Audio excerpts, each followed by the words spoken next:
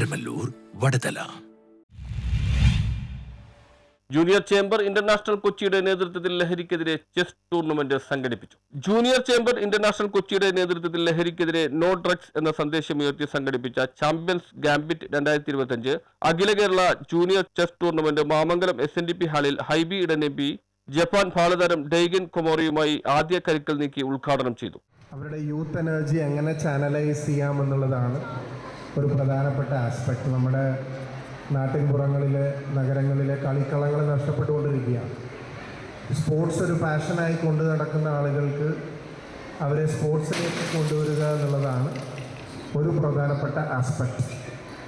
അതുപോലെ തന്നെ പ്രാധാന്യം അർഹിക്കുന്ന ഒന്നാണ് നമുക്ക് പൊതുവെ ഇഞ്ചുറീസ് ഇല്ലാത്ത അല്ലെങ്കിൽ ഇൻഡോർ ഗെയിംസിൽ ഏറ്റവും കൂടുതൽ നമ്മൾക്ക് കുഞ്ഞുങ്ങൾക്ക് അവർക്കൊരു ട്രാക്ക് ഇട്ട് കൊടുക്കാൻ സാധിക്കുന്ന ഒന്നാണ് ചെസ്.